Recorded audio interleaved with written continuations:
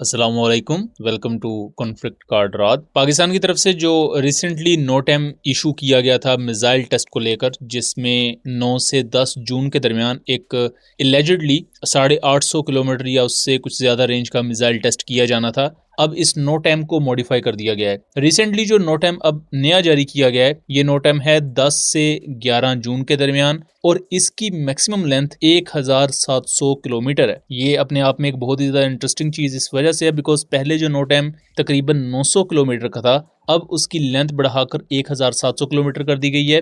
और इसमें भी आगे दो सेपरेट एरियाज हैं। पहला सेंट्रल पाकिस्तान से लेकर तकरीबन पाकिस्तान के जो कोस्टल एरियाज हैं वहां तक, फिर उसके बाद जो अगला नोटैम है वो अरेबियन सी में है। तो यहाँ दो पॉसिबिलिटीज़ हैं, उन दोनों को हम सेपरेटली डिस्कस कर लेते हैं। पहली पॉसिबिलिटी ये है कि पाकिस्तान एक लॉन्ग रेंज मिसाइल टेस्ट करने जा रहा है। इसमें अगेन दो पॉसिबिलिटीज़ हैं कि या तो स्ट्रेटेजिक कमांड के अंडर शाहीन 2, शाहीन 3 या अबाबिल सीरीज़ का मिसाइल टेस्ट होगा बिकॉज नोटैम की लेंथ ही उतनी है। और दूसरी यहाँ पॉसिबिलिटी ये है कि पाकिस्तान फतह 5 या फतह 6 को टेस्ट करने जा रहा है, जिनकी ऑब्वियसली जो रेंज है वो फतह 4 से ज़्यादा होगी। मतलब फतह 4 की रेंज 750 किलोमीटर है। तो यहाँ पाकिस्तान अपनी उस हॉरिजॉन्टल जो एस्केलेशन जो फ्यूचर कॉन्फ्लिक्ट में पॉसिबल है उसको काउंटर करने के लिए नए वेपन सिस्टम्स को डेवलप कर रहा है। और यहाँ अच्छी चीज़ ये है कि जितने भी सिस्टम्स को इस वक्त टेस्ट किया जा रहा है वो इंडिजिनस आपके सोल्यूशंस हैं, आप उन्हें इम्पोर्ट नहीं कर रहे।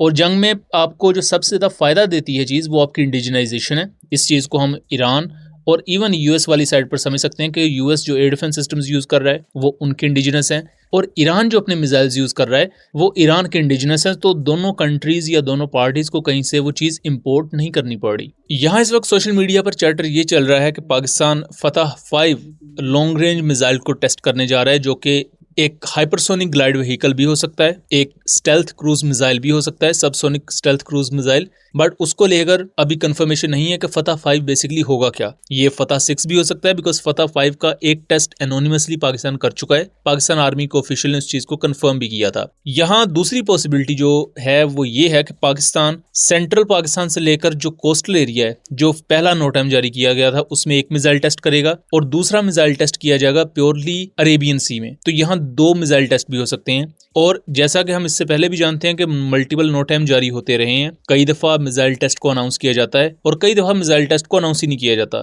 तो यहाँ कोई कंफर्मेशन नहीं है कि पाकिस्तान आर्मी की तरफ से अगर कोई मिसाइल टेस्ट किया जाता है तो उसकी अनाउंसमेंट की जाएगी। यह पॉसिबिलिटी है कि ऑफिशियली आईएसपीआर अनाउंस करे एक न्यू मिसाइल सिस्टम अगर पाकिस्तान टेस्ट कर लेता है। बट ज़्यादा पॉसिबिलिटी ये है कि शायद इसे अनाउंस ना किया जाए। लेकिन मॉडर्न वॉरफेयर में मिसाइल टेक्नोलॉजी जिस तरह इवॉल्व हो रही है, जैसा कि आज से 6-7 साल पहले, 10 साल पहले सिर्फ दो किस्म के हाइपरसोनिक मिसाइल्स को ही हाइपरसोनिक मिसाइल समझा जाता था, जिनमें आपके हाइपरसोनिक ग्लाइड व्हीकल्स और हाइपरसोनिक क्रूज मिसाइल, यानी कि जिनमें स्क्रैम जेट इंजन लगा होता है, उन्हें ही हाइपरसोनिक कैटेगरी में फॉल करवाया जाता था। बट जिस तरह मुख्तलिफ वेपन सिस्टम्स आगे आने वाले वक्त में इवॉल्व हुए, वहाँ फिर नई कैटेगरीज आ गई।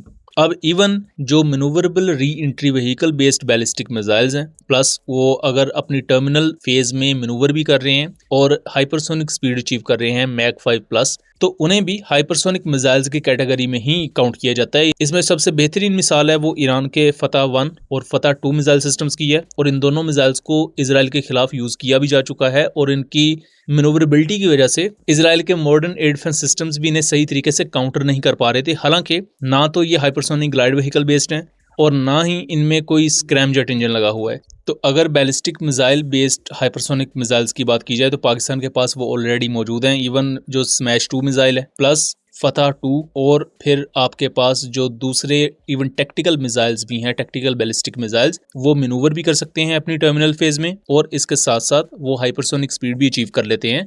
तो इस तरह आपके पास एक कैटेगरी के हाइपरसोनिक मिसाइल्स मौजूद हैं। हाइपरसोनिक ग्लाइड व्हीकल भी रिपोर्टेडली पाकिस्तान के पास मौजूद है, जिसका इससे पहले टेस्ट किया जा चुका है, बट पब्लिकली इसको अभी तक अनवील नहीं किया गया। तो पॉसिबिलिटीज़ हैं कि पाकिस्तान यहाँ हाइपरसोनिक ग्लाइड व्हीकल भी टेस्ट कर सकता है, सेम एज जैसा कि इंडिया के पास एक लॉन्ग रेंज हाइपरसोनिक मिसाइल है, जिसके प्रोटोटाइप्स को इंडिया ने रिसेंट होने वाली अपनी रिपब्लिक डे परेड पर भी दिखाया था। तो उसका एक आंसर पाकिस्तान आर्मी अपनी रॉकेट फोर्स के थ्रू दे सकती है। उस जैसा ही आई मीन टू से मिसाइल के एक नॉर्मल बैलिस्टिक मिसाइल की बॉडी और उसके ऊपर माउंट हो एक हाइपरसोनिक ग्लाइड व्हीकल। बट ये वो तमाम पॉसिबिलिटीज़ हैं जिसको अभी हम डिस्कस कर सकते हैं और जो इस वक्त मुमकिनात में से है।